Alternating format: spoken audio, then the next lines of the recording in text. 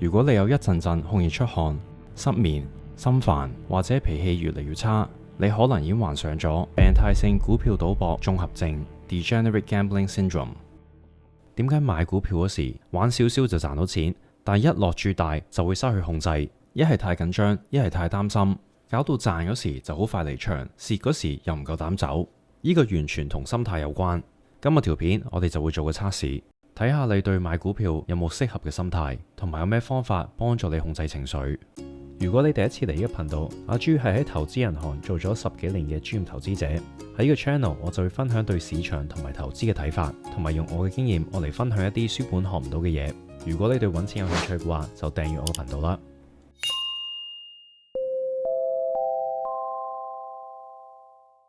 我哋開始啦。第一樣嘢最重要嘅呢，就係搞清楚你做緊投機性嘅交易定係賭博。有好多人唔識分投資、投機性嘅交易同埋賭博，以為自己投資緊嘅人其實做緊投機性嘅交易，然後以為自己做緊投機性嘅交易嘅人其實就賭緊錢。呢三樣嘢有咩分別呢？我哋逐個解釋。投資就係你暫時放棄一啲錢我嚟買一個資產，而你 expect 將來係可以攞翻個本金嘅。然後喺呢段時間，你仲會獲取一啲收入，例如股息、利息或者收租。跟住當你賣翻呢個資產出去嗰時，仲有機會有資本增值。呢個係投資嘅諗法。而投機性嘅交易就係你暫時放棄一啲資本，我嚟買個資產 with 個 expectation， 你遲啲可以高啲價錢賣翻出去。咁唔一定要淨係一樣嘢嘅，可以係一籃嘢。例如你買一籃蘋果翻嚟，裡面有啲會變壞，有啲會跌爛。如果你每一個蘋果咁計，有啲會蝕錢，有啲會賺錢。但係整體嚟講，嗰籃蘋果你一個價錢買翻嚟，你做過研究，所以你有信心可以喺一個高啲嘅價錢賣翻出去，然後獲取翻你嘅資本同埋賺啲錢。呢個就係投機性嘅交易。而賭博就係玩一個靠機會嘅遊戲。而點玩呢個遊戲呢？就靠俾錢入場。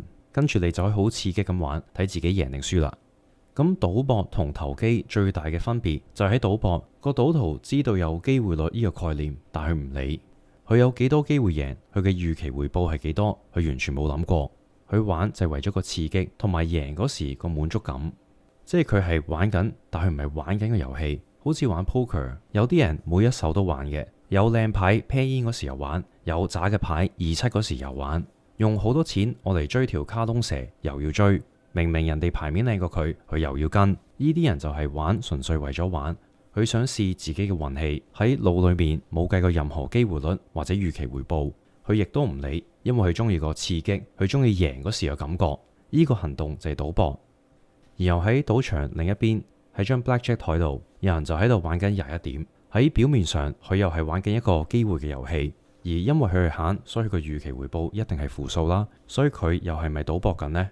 唔係喎，睇清楚啲，佢完全冇情緒。贏嗰時佢樣又係咁，輸嗰時個樣又係咁認真。因為佢好認真咁計緊數，佢數緊有幾多隻大牌出咗，而家副牌數到咩數，同埋下一鋪佢應該落幾大注。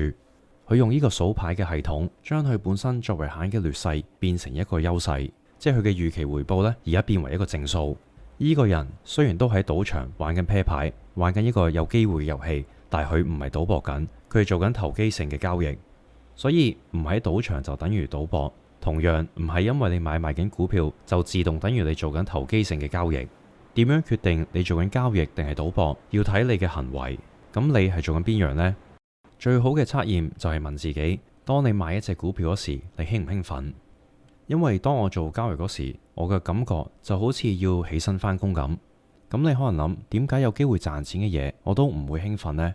因為賺錢嘅唔係呢個交易，而係成套交易，而呢個只係其中一個。如果你買股票嗰時係充滿情緒嘅，咁你就好似一個為咗興奮而做交易嘅賭徒。而每一次買股票呢，你個情緒就好似坐過山車咁。如果你係咁樣嘅話，你個心態就未 ready 做交易。另一個 case 嘅人，佢哋做咗功課，知道自己想 trade 咩，例如想玩撈底嘅就撈底，突破嘅就玩突破，或者去專門炒仙股，或者買賣期權，乜嘢策略都好，佢哋做咗功課，有佢哋嘅優勢，佢哋嘅預期回報，如果玩得細嘅話係一個正數，但係當佢哋 scale up 玩大啲嗰時，就受到情緒嘅影響，搞亂晒。呢度又發生緊咩事呢？當個落注嘅數目比起我哋嘅身家開始大，咁好正常，我哋會多啲情緒。而做一個交易個情緒就好似坐一程過山車，一開始買隻股票嗰時呢，就有啲興奮，你喺度幻想你可以賺幾多錢，同埋賺咗之後會用啲錢落嚟做咩，但係跟住開始輸啦，或者本來賺好多，跟住賺少咗，你就感覺嬲、驚同埋絕望。呢啲感覺對交易好危險，因為佢會令到我哋唔可以理性咁做決定，同埋佢會用晒你啲精神能量。點解我哋會有呢啲情緒呢？我會用外部同埋內部損失我嚟解釋。佢哋咩意思呢？假如你好中意睇足球嘅，咁你就捧開曼聯。咁佢呢一季最初就打得好差，但係最尾追翻上嚟，仲打到去 Championship。然後喺決賽嗰場頭一半佢入咗2球，你以為贏硬啦，但係去到下半場對手就追翻3球，然後贏咗。咁你就感覺好失望，失望到好似自己輸咗波咁。同時你又嬲，點解佢哋踢得咁差㗎？跟住你喺酒吧全身着住曼聯衫，硬係覺得周圍嘅人望住你好似笑緊你咁，搞到你成個人都冇晒信心。喺呢個情況，你就內部化咗個損失 ，internalize 咗個 loss。但係同一場波，如果另外一個人睇，而佢對足球係冇興趣嘅，佢都係見到曼聯輸，但係佢就完全冇你感受緊嘅感覺。點解喺同一個事件、同一個 outcome， 即係曼聯輸波啦，但係大家感受嘅感覺可以咁唔同呢？因為個損失對佢嚟講係外部嘅，係 external 嘅。咁喺股票個 concept 一樣，當我哋買咗隻股票之後，然後佢唔順利跌落嚟，或者本來升嘅跟住跌翻啲落嚟。如果你 internalize 呢個 loss 嘅話，你就會經過5個階段嘅情緒。第一就係拒絕，你同自己講冇可能 Tesla 股票跌嘅，依間公司嘅電動汽車會改變世界。Elon Musk 又係一個好勁嘅 CEO，所以呢隻股票冇可能跌嘅。點知佢就繼續跌。然後第2個階段就憤怒啦，而個憤怒會周圍發放，你會怪啲大戶推低隻股票，你會怪啲分析師唱衰佢，你仲可能會怪屋企嘅人騷擾住你，所以你先做咗咁差嘅決定。乜嘢都好，總之你好嬲。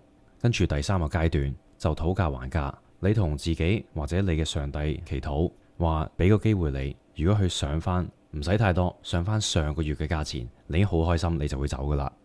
點知佢都唔想，跟住就去到第4個階段，抑鬱。你見到自己輸咗幾多錢，你就非常之唔開心，唔想同人講嘢，唔想見朋友，胃口又冇，又瞓唔到覺，一度維持落去，直至去到第5個階段為止，就係接受。你終於接受呢件事發生咗，而你係改變唔到嘅。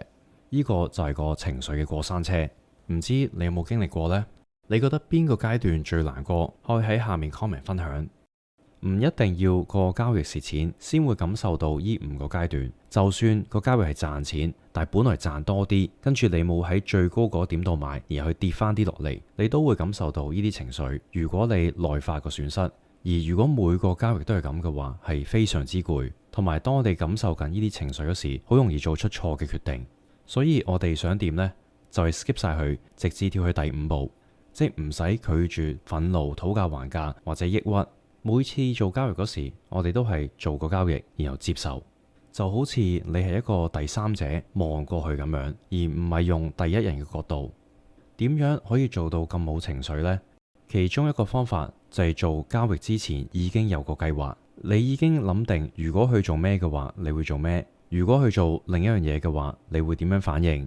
所有嘢盡量諗咗先，而你就好似一個機械人咁，只係做操作嘅啫。事實上，其實交易就係咁，我哋唔係靠嗰個交易賺錢噶嘛，我哋係靠成個系統，好多個交易，有啲會賺，有啲會蝕 ，overall 咁樣賺錢。如果你咁諗嘅話呢，就會舒服啲。個重點係唔好內化咗個交易，呢個亦都係一個原因，點解啲 traders 唔中意講佢哋揸住咩股票或者做緊咩？佢唔係因為係一個重要嘅秘密，或者佢自私唔想你知，而係當你講咗你嘅倉位俾人聽之後，或者講咗你諗緊嘢俾人聽之後，個交易員就冇需要地咁樣增加咗一個壓力俾自己，因為佢未話俾人聽之前，佢已經有一個系統知道佢要點樣操作噶嘛。而當佢話咗俾人哋聽，佢揸住咩股票，點樣睇個市場之後，係完全幫唔到佢已經 set 咗個計劃。唯一會影響到嘅就係有機會佢會 internalize 咗個 trade， 即係內化咗佢。點解呢？因為假如佢同人哋講完我揸住呢隻股票嘅，跟住嗰隻股票跌，如果佢冇同人哋講過，佢就好容易咁跟翻平時個規矩操作。但係因為佢同人哋講咗，佢而家又要諗第二啲嘢啦。佢會諗嗰個人點諗我呢？我同佢講呢隻股票而家佢跌咗2成，好樣衰喎。如果係咁嘅話，我應唔應該揸耐啲，等佢反彈先賣翻出去呢？然後如果我蝕住走嘅話，下次我出去見第啲 traders，啲人會唔會知道蝕咗錢喺度恥笑我呢？突然之間，因為同人哋講咗你揸住咩，你就多咗好多冇需要嘅壓力，同埋接觸咗多啲冇需要嘅情緒。所以做投機性交易嗰時，如果想減少情緒，你就要外化呢個交易，覺得同自己無關嘅。如果你做得到嘅話，就可以逐漸增加你嘅落注碼，令到你可以操作大啲嘅交易組合。今日係咁多啦，中意呢個 video 嘅話，記住撳埋 like 先走，下次再見。